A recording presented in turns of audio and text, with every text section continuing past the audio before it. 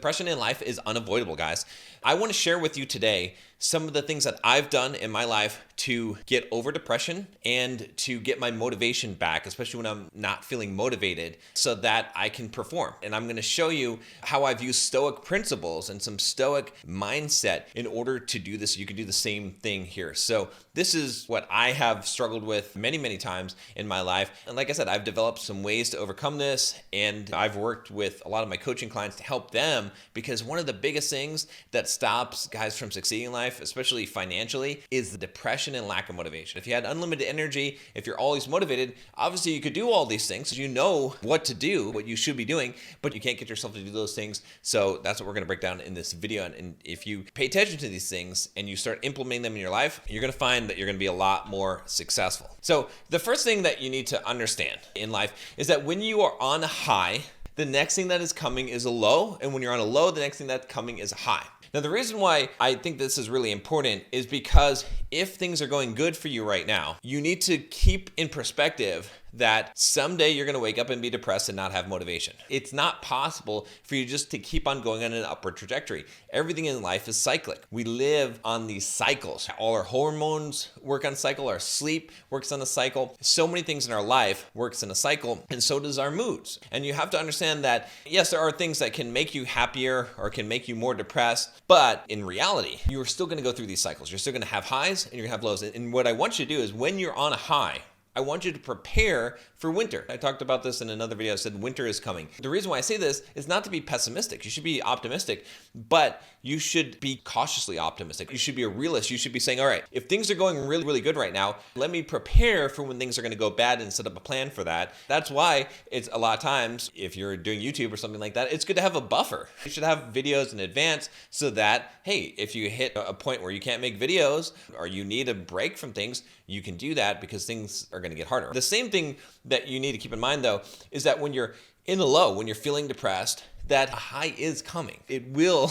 You have not been depressed your entire life. I know some of you think that you have, and maybe it's been a while, but the next thing that's coming is a high. And if you're having trouble reaching that, getting out of that demotivated state, you feel like you've been in this demotivated, kind of depressed, lazy state for a long, long time, I'm going to help you break out of that. And then again, it's going to become a cycle again, but that's fine once you know how to break out of it. Sometimes guys get caught in this downward spiral. I used to do this where I'd be in this downward spiral of negativity, and I have to break out of it. In fact, today is one of those days I'm breaking out. Yesterday was a bad kind of day. I was very depressed, didn't feel like doing anything. But what I'm going to tell you about in this video is how I actually did that, how I got out of it. So here's something to understand about being depressed and losing your motivation. And I have discovered this from a lot of introspection, a lot of things that I've tried to figure out, because I try to be the most successful person I could be. I try to be as performant, doing all of these things, and I have these very high standards for myself. So I figured this out from my experience, and then from coaching a lot of guys, is that we get depressed because we're too focused on results.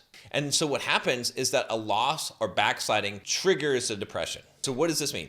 Let's suppose that you're doing really good in your fitness journey. You're running, you're lifting weights, you're eating healthy, and then you have a backslide and you gain some fat. You go off your diet, you eat a bunch of junk, it's holidays, whatever it is, whatever the excuse is, that causes you to become depressed because you're so outcome dependent. You're focused so much on the results, on losing this weight, on accomplishing these things, that you become depressed. The same thing happens in business. I have a coaching client right now. He was doing so good. He was making all this money.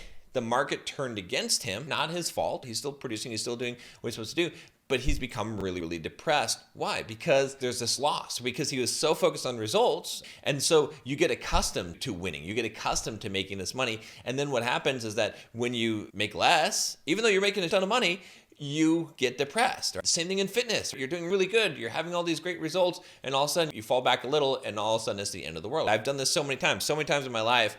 Have I gotten down to a really low body fat percentage, really where I wanted my physique to be, almost there, and then I mess up, and then I get depressed and discouraged, and I throw away all the work that I did and I get further down that wrong path instead of realizing, look, so what I screwed up, it doesn't matter because I'm still so far down this path, even though I've only gotten a little bit of a setback, I can push forward from here and reach that next level. So it's really important to understand that, like I said, in business, in life, financially, all right? And again, like I said, the number one reason why guys that I talk to and coach, why they fail to reach their financial goals is because of this, is because of this cycle of depression and lack of motivation. And if you want some help, by the way, with this, click the link down below. Get on a call and let's talk about this stuff. Let's figure out your financial freedom plan and figure out how to set a plan in place so that you can deal with this depression and lack of motivation and still move forward. Because that's what we're going to talk about next. The last thing here is that you need to apply this Stoic principle of essentially accepting the worst and divorcing the result from the process. I talk about one of my favorite things to say is trust the process. There's a reason why I say this and why this is so important is because what causes that depression is that you're focused on the result. And so if you're so result focused, then if you don't get the result or you get a negative result, all your motivation goes out the window and you feel depressed. I'm subject to this as well. I feel this way when I'm result focused. It happens in a lot of different contexts. So what you have to do is you have to break this connection. You have to divorce the outcome from the process to achieve that outcome and just trust the process. You have to do work for the work's sake. In the Bhagavad Gita, there's a part in there where it said that you're not entitled to the fruits of your labor, just your labor. You're entitled to your labor, not the fruits of your labor. And that's a hard concept for a lot of people to understand. I didn't quite understand that at first. A lot of my coaching clients, when I got on calls with them and we're talking about building a business, I'm telling them that the number one thing you need to focus on is just doing the right thing and not on the results. Like, even if you're going to make no money from this, even if I didn't succeed at this thing, that I would still do this for the sake of the growth and the process of working and putting forth my effort, because that is what makes me fulfilled and satisfied.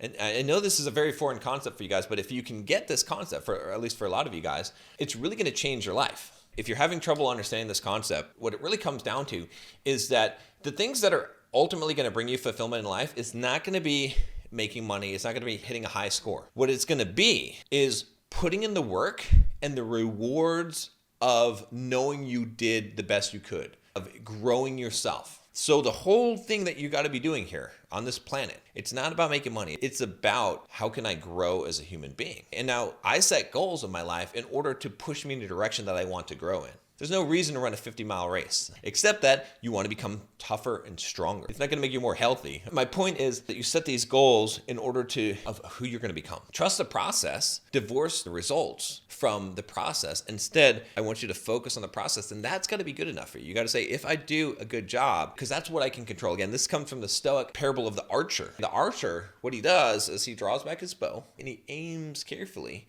and he's practiced this many, many times. But once he lets go of the string of that bow and that arrow flies, it's out of his control. He doesn't control whether it hits target or not, so he's not going to worry about that anymore. He's not going to worry while that arrow's in flight about it hitting the target. All he's going to worry about is, did I aim properly? Because the wind might take it. There might be a lot of things that could happen, a lot of random events, because that's how life is. You cannot control the results as much as we want to. And if you're so tied, emotionally tied to the results, and you don't get the results that you want, you are going to feel like a failure. You're going to feel depressed. You're going to feel unmotivated. And that's why you get that depression and you stay in that cycle. And I did the same thing. I'm only telling you this because this is what I had to learn and overcome in life in order to continue down the path of success. If I hadn't done that, then I would be where most people are in life, living a mediocre life, not retiring young, not being able to become financially successful. But once I figured this out, that was what was necessary. If you want some more advice on depression, actually, I have a really good interview I did with Andrew Tate. Go watch this video next. It's one of the best interviews I've ever done on the channel, one of the most popular Andrew Tate videos that exists out there.